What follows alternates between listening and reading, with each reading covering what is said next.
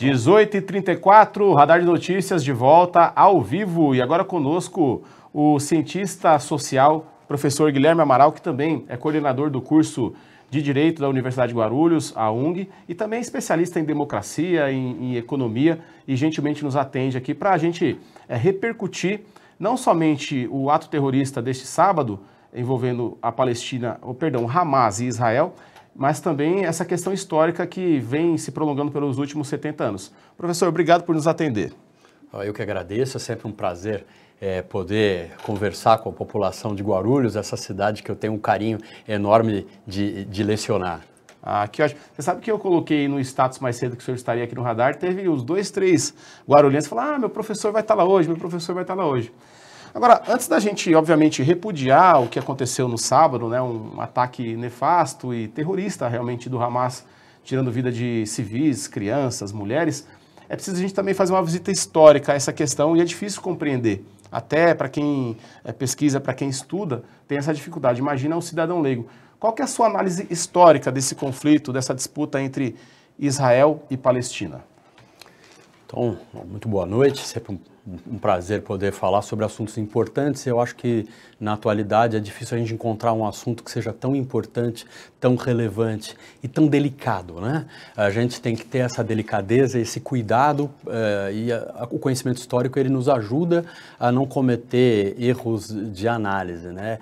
A discussão se tornou, lamentavelmente, um grande fla-flu, como, em geral, tudo, bom, não só no Brasil, mas no mundo, mas no Brasil ultimamente a gente tem embarcado muitos em diversos fla-flus e, via de regra, os dois ladismos sempre são opiniões, além de ser extremistas, elas são equivocadas, né? Porque geralmente a pessoa que vai muito para um lado ou muito para o outro, ela está deixando de olhar o olhar do outro, de um outro lado do conflito. Este é um conflito que é histórico, que não é verdadeiramente milenar, ainda que tenha origem milenar, porque nem sempre os povos se deram muito mal na região da Palestina. Acho que essa é a primeira falsidade histórica. Os povos já conviveram em paz com religiões diferentes em diversas regiões do mundo, e nesta região já houve uma paz independente das 3 religiões. E o mais importante é a gente começar do começo.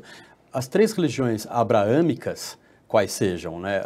O judaísmo, o islamismo e o cristianismo são 3 religiões irmãs, porque justamente abraâmicas, que vêm de Abraão, dos filhos de Abraão, então vem da mesma tradição religiosa, vem dos mesmos mitos fundadores, então as crenças são muito parecidas, dividem alguns livros e creem em profetas semelhantes e às vezes os mesmos, em alguns casos. A gente está falando aqui do judaísmo, do islamismo e do cristianismo. As 3 religiões são irmãs e muito parecidas. Na verdade, há muito pouca diferença de crença na base das 3 religiões, muito menos diferença do que as pessoas imaginam. Então, quando você vê, esta é uma religião radical, normalmente você não está olhando para si mesmo, não está olhando para o outro. As 3 religiões, elas têm bases parecidas e, obviamente, têm vertentes muito diferentes dentro delas, pessoas diferentes, e são seres humanos que querem viver em paz, na sua grande maioria, nas 3 religiões. Tanto é que aquela região é considerada sagrada pelas 3 religiões, pelos muçulmanos, os judeus e os católicos cristãos.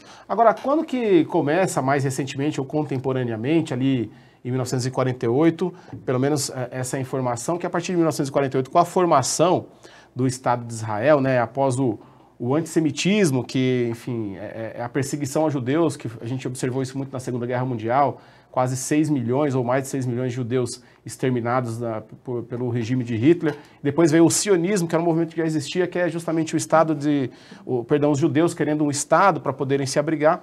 E aí funda-se o Estado de Israel. E na sequência, no dia seguinte, pelo que eu já busquei de informação, começa o conflito que dura até hoje. Como é que você fez esse apanhado sobre a questão religiosa, mas quando que contemporaneamente inicia esse conflito e por que você acha que ele não teve solução até hoje? Vamos lá, várias questões difíceis, eu vou tentar responder a todas elas, vamos ver se a gente consegue... É uma aula aqui hoje no Radar de Notícias, uma aula de história e guerras mundiais aí. O assunto é muito interessante, ainda que seja muito delicado e que a gente tem que ter muito respeito sempre ao falar dele.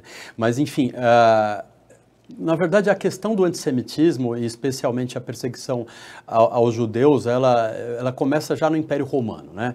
E nesse momento aconteceu a primeira grande expulsão e evasão aí dos judeus daquela região, e na verdade desde essa época os judeus se espalharam por todas as regiões do globo, especialmente no norte da África e por toda a Europa, né? Depois eles sofreram novamente uma grande expulsão de Portugal e Espanha, também com a Inquisição, então foi uma grande perseguição religiosa, e o Holocausto foi o último e certamente o mais terrível deles. Acho que é um dos capítulos mais terríveis da história da humanidade, pelo menos recente, né? Eu tive a oportunidade de ir em Dachau, que é um campo de concentração que fica próximo de Munique, e é uma experiência horrorosa, assim, para qualquer ser humano com um mínimo de sensibilidade, mas muito importante do ponto de vista histórico para a gente entender o grau que chegou à desumanização do ser humano, ou seja, o ser humano naquele momento abriu mão de reconhecer que nós somos todos iguais e que os seres humanos, em tese, merecem todos o mesmo respeito, que não há diferença entre nós. Ali se diferenciou completamente, a gente vê forno para crianças, então o que os judeus sofreram de perseguição não é comparável, ou muito pouco comparável a qualquer outro povo em qualquer tempo. Então a gente tem que primeiro deixar isso muito claro, a solidariedade a todas as diásporas judaicas, que são diásporas que não foram por escolha, foram diásporas por perseguição, por antissemitismo, e a gente tem que ter solidariedade ao povo judeu e a todos os seus descendentes em todos os tempos. Eu acho que isso é o mínimo que a humanidade precisa ter. E, bom, agora já respondendo a sua pergunta, é por isso que em 1948 foi fundado o Estado de Israel. O Brasil tem uma participação importante, porque a Liga das Nações era, nesse momento, houve um consenso entre a ONU, os Estados, né? Não foi uma iniciativa de Israel, vai lá e faz um Estado. Foi da Liga das Nações, e ela era presidida por Oswaldo Aranha, que era um diplomata brasileiro muito importante, que é nome de rua em Jerusalém, inclusive tem a rua Oswaldo Aranha, em homenagem à participação dele, que estava liderando nesse momento a Assembleia da Liga das Nações. Então o Brasil tem uma participação importante, o Brasil então liderou e ajudou a montar esse mapa, que foi a solução encontrada como uma espécie de indenização ao povo judeu, e que vem de acordo com o que você falou mesmo, a questão do sionismo. O sionismo, na verdade, é um movimento que vai surgir no século XIX, quando diversos descendentes judeus pelo mundo resolvem voltar para a Terra Prometida, que é voltar para o Estado de Israel, que não existia nesse momento, o que existia era a Palestina. A Palestina era uma região só. É uma região geográfica, só, protetorado, nesse momento, um protetorado britânico, né? E eles chegaram à ideia de dividir a Palestina e fazer a Palestina árabe e o Estado de Israel. Isso, a partir de 1948, decidiu-se que era a criação de 2 estados, e um Estado que ficaria sob a direção do povo judeu, que seria o Estado de Israel, e o Estado da Palestina, que é dividido em 2 partes. Talvez um dos primeiros equívocos seja colocar a faixa de Gaza de um lado e depois de uma outra parte para a Palestina, com uma divisão. Cisjordânia. Que é da Cisjordânia. Então, essa separação da Cisjordânia, da faixa de Gaza e a Jerusalém como cidade internacional, já é algo difícil de administrar, né? Porque imagina se a gente pega Guarulhos e pega no meio de Guarulhos, você põe que uma parte vai pertencer a um outro povo qualquer que seja, não importa quem seja, uma parte de Guarulhos fica para cá, a outra parte de Guarulhos fica para o outro lado. E sem acesso por mar, por terra e por ar. Então é difícil. Isso aí, esse é um dos problemas que me parece, né? E assim, numa análise de ciência política e também de teoria geral do Estado, que é uma matéria que eu também leciono na Universidade de Guarulhos, a gente pode pensar o seguinte: um Estado, ele não nasce de cima para baixo. Um Estado ele deve nascer, ou pelo menos idealmente, né? Nem todos nascem assim, tá? Não é só Israel, mas idealmente ele deve nascer de baixo para cima, para que os povos possam criar o Estado e, seguindo o princípio que a nossa Constituição abraça da autodeterminação dos povos, possam cada povo dizer para si qual o nome que a gente quer dar para o nosso gentílico, para a nossa população. Nós nos consideramos palestinos, nos consideramos israelenses, assim, nós nos consideramos brasileiros. Se cada povo disser a si mesmo como chama o teu país e nomear o seu país, o seu povo e a sua cultura, a chance disso ser um pouco mais orgânico, um pouco mais natural, eu não gosto muito da palavra porque um povo não nasce em árvore. Natural é a maçã, é a pera. O povo ele é uma criação histórica de lutas mesmo, históricas, que vão se constituindo ao longo do tempo, de culturas que vão se conformando. E esse Estado ele é criado, ainda que dentro de uma tradição religiosa histórica, e ainda que tenha havido o sionismo que veio desde o século XIX, em 1948, da noite para o dia. E realmente, no dia seguinte, já começou a guerra contra eles, porque é ação e reação. Os povos que ali estavam não entenderam que aquilo fosse totalmente legítimo. Nem todo mundo estava concordando com isso. Isso é um problema do ponto de vista da ciência política. O senhor acha que foi um local errado escolhido para criar esse Estado de Israel? Por exemplo, houve-se uma possibilidade até de fazer na Argentina o Estado de Israel, mas acabou se escolhendo aquela região. E se o senhor concorda que há um mal duplo ali, o mal duplo seria, em tese, as lideranças políticas palestinas não reconhecerem o direito legítimo de Israel ter um Estado e, ao mesmo tempo, Israel não reconhecer que a Palestina Árabe também tem o direito legítimo de ter o seu Estado livre, sem opressão. Olha, é difícil falar se outra região do globo poderia ser a terra prometida do povo judeu.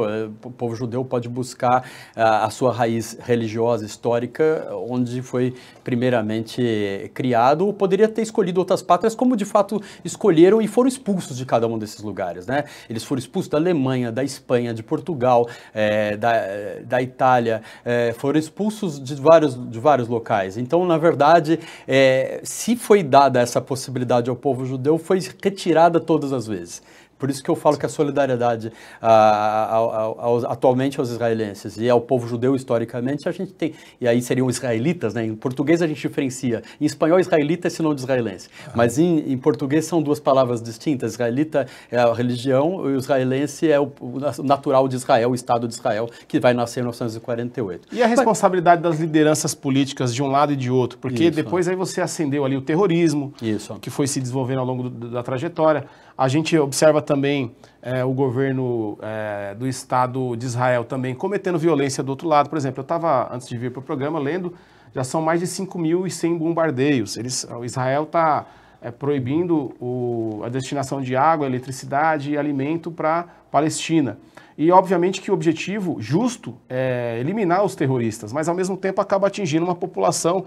Se os terroristas do Hamas estão em torno de 40 mil, você tem uma população de mais 2 milhões, que são civis, são crianças também. E quando você bombardeia uma área residencial, prédios, acaba morrendo gente inocente. Então, isso, não de uma maneira pensada ou planejada como foi feito pelo Hamas, acaba também sendo uma violência contra inocentes, como os terroristas fizeram com Israel no sábado. Exato. Acho que você foi ao ponto. Eu entendo que o Hamas, atualmente, ao menos, é indefensável. Neste momento é indefensável. O ataque que o Hamas está fazendo é indefensável porque fere os direitos humanos também de um povo que está lá e que agora já está estabelecido. E eu acho que ainda respondendo a sua pergunta anterior e fazendo o link entre as duas, uma vez que foi criado Israel, e uma vez que já está estabelecido, e não é qualquer país, é um país com desenvolvimento tecnológico enorme, com universidades incríveis, é um país de ponta, e um país, bem ou mal, gostemos ou não, cuja democracia é a maior democracia da região. Pode não ser a democracia perfeita, mas quem tem uma democracia perfeita? Será que nós temos essa democracia tão perfeita para julgar dos outros? Bem, comparando com os outros países que estão ao redor, é um dos países mais democráticos que lá estão, se não o único, que tem uma votação e que a votação é respeitada e que você tem uma troca de poderes e que tem um sistema multipartidário, quer dizer, então não é uma ditadura em que pese o Benjamin Netanyahu seja alguém com posições extremamente radicais e que boa parte da fala dele possa ser perfeitamente atacada porque estimula até a violência, ali é um dos lugares mais democráticos. Tudo bem, mais democrático para quem talvez judeu do que para quem é palestino, certamente. Existem motivos históricos para assim ser? Também. Então eu entendo que assim como os demais estados que estiveram ao redor de Israel não facilitaram a vida da Palestina, isto é, os povos árabes, na medida que se colocaram contra a decisão da Liga das Nações e depois das Nações Unidas de ter um Estado de Israel lá e que, em sua maioria, jamais reconheceu, pelo menos alguns daqueles estados, jamais reconheceu o Estado de Israel, coloca numa situação bastante delicada. Esta não é a realidade da maioria dos palestinos. A maioria dos palestinos, em pesquisa, desejam a democracia e desejam a paz. Então, reconhecem a necessidade dos dois estados. Até muito recentemente, saiu uma pesquisa esses dias, a maioria da população, tanto dos judeus israelenses, quanto dos palestinos que vivem hoje parte no Estado de Israel, do que sobrou do Estado inicial, porque é importante falar, isso foi colocado na mídia de um modo geral, as pessoas têm um certo conhecimento, né? O Estado original, como foi pensado em 48, foi diminuindo do lado palestino por diversas guerras, conflitos que foram havendo, de forma que o tamanho atual é muito diminuto, assim, é quase nada em comparação ao que foi prometido para eles. Então a causa do Estado palestino não apenas é uma causa justa, como é a posição histórica do Brasil, que defende, na minha opinião, muito bem defendido, que tenha que haver dois estados, conforme foi criado por Oswaldo Aranha e a Liga das Nações em 1948, com o mesmo mapa. Eu acho que a cidade de Jerusalém, como uma cidade internacional, já que é berço de 3 religiões, e o mapa original de 48 seria uma proposta fantástica. Proposta crível hoje em dia, possível hoje em dia? Não creio. Acho muito pouco provável que a gente consiga restabelecer depois de vários assentamentos já feitos na faixa de Gaza pela população israelense e em outras regiões aí da Cisjordânia. É difícil agora restabelecer tudo de novo. Bom, 18h50 para concluir aqui, mas perguntar a sua análise. O que você acha, o que o professor acha que será o destino desse conflito? É uma guerra que ela tende a se espalhar, a criar um clima de conflito no mundo? A gente já está tendo Ucrânia e Rússia. Ou você acha que haverá um controle ali, uma estagnação? Qual que é a sua percepção em relação a isso? Olha, um cientista político, e essa é uma das minhas formações, né?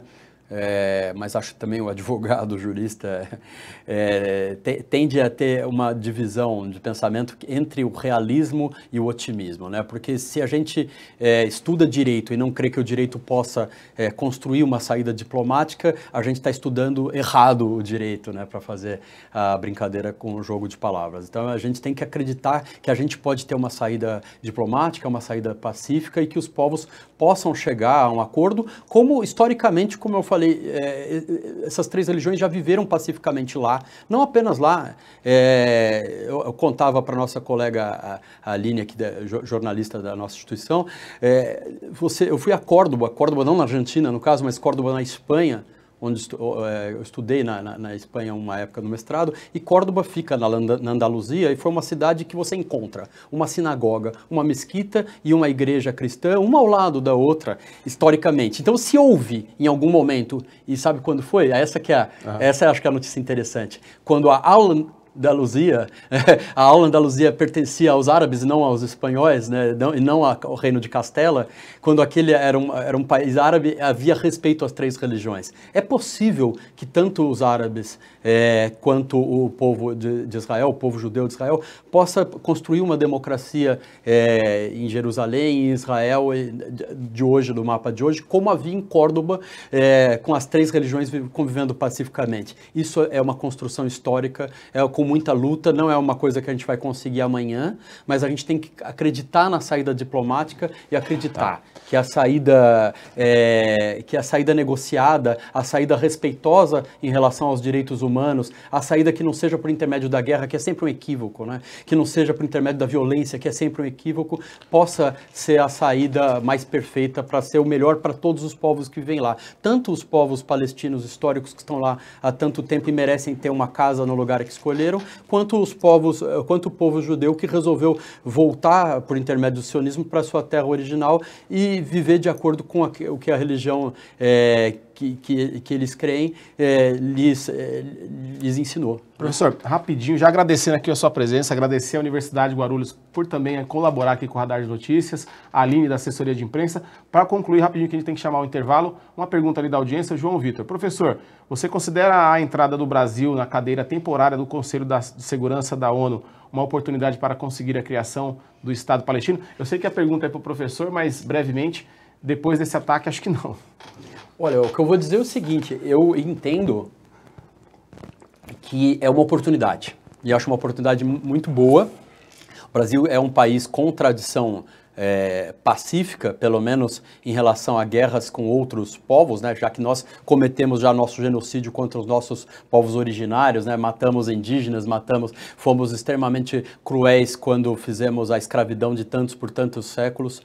Mas do ponto de vista do Brasil contemporâneo, nós somos um país que não entra muito em guerra. A última foi contra o Paraguai. Somos um país que pode liderar um movimento pacífico no mundo, e acho que essa cadeira do Conselho de Segurança da ONU é uma cadeira merecida para o Brasil. E o Brasil, como eu falei, historicamente teve uma participação importante na criação do Estado de Israel e defende o que é a posição mais defensável, que é que a gente possa restabelecer os dois estados, como foi pensado pela Liga das Nações em 48. Eu acho que a gente voltasse a esse projeto do pós-guerra e pudesse auxiliar, não que a gente vá ser o construtor da paz, acho que a gente tem que ser humilde o suficiente para entender o nosso papel no mundo, mas a gente pode sim, com toda certeza e com muita legitimidade, já que o Brasil tem legitimidade para tanto, diferente de outros povos que são mais belicosos, ser um dos instrumentos para poder fomentar a paz no mundo. E eu acho que a gente deve fazer isso porque a nossa Constituição assim prega, né? O princípio da autodeterminação dos povos, de que cada povo deve dizer a si mesmo qual o nome que a gente quer se dar e como a gente quer ser, qual a religião a gente quer seguir naquela localidade. E nós acreditamos tanto na liberdade religiosa, está na Constituição, quanto no princípio da autodeterminação dos povos. Acho que com esses dois princípios a gente tem total respaldo para defender no mundo e quem sabe a gente possa ser o caminho dessa paz construída com muita calma, porque não vai ser de hoje para amanhã. Bom, 18h55, eu ia chamar um intervalo, temos ainda mais 4 minutinhos, a Carla me autorizou aqui a continuar sem o intervalo, ia chamar a Carla aqui, a Carla fica para amanhã para a gente fazer o sorteio. Do ponto de vista do direito internacional, já há algumas movimentações na própria ONU, eu lia hoje, uma eventual acusação a Israel de estar cometendo crime contra a humanidade por conta dessa proibição da dificultação de chegar alimentação, energia elétrica, água e remédio para o povo palestino. O senhor acredita que isso pode trazer também alguma consequência, ajudar a frear um pouco essa resposta de Israel militar à Palestina? Como eu falei anteriormente, o Netanyahu não é exatamente o político mais ponderado do mundo, né? Ele foi muito pouco ponderado em sua fala e nas suas atitudes. Me parece que ele coloca mais fogo, né, e não vai num caminho de buscar a paz. A gente entende porque quando você sofre um ataque terrorista, ainda mais com a tradição de ataques tanto históricos, por intermédio do antissemitismo, quanto recentes, pela própria experiência do conflito entre os palestinos e o Estado de Israel, a gente entende a posição, ainda que discordando, porque não é a minha posição particular, eu sou sempre o defensor da paz.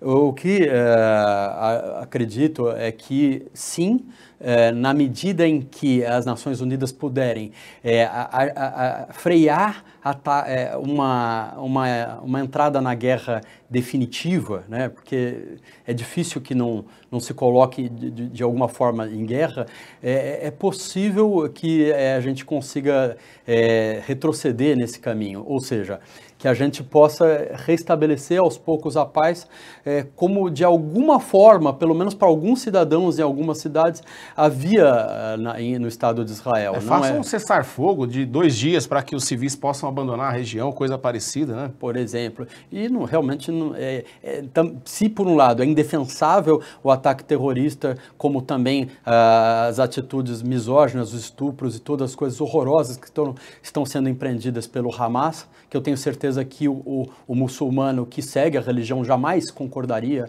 que eu tenho certeza que a maioria dos palestinos não vai concordar jamais, porque é um povo que sofre muito e sofre porque justamente vive com uma sensação de não pertencimento numa terra que até há algumas décadas lhe pertencia integralmente, ainda que não muito, porque era um protetorado britânico. Vamos lembrar que eles vivem também uma certa dificuldade de gerir o próprio destino já há muito tempo, né?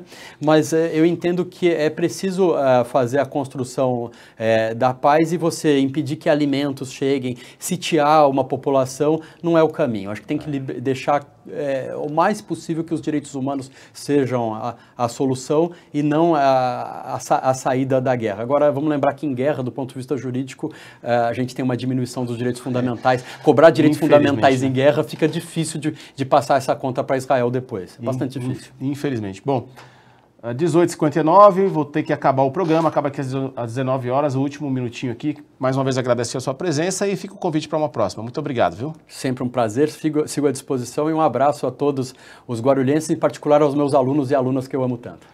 Ponto final nessa edição do Radar de Notícias. Muito obrigado pela sua audiência, um forte abraço e até a próxima.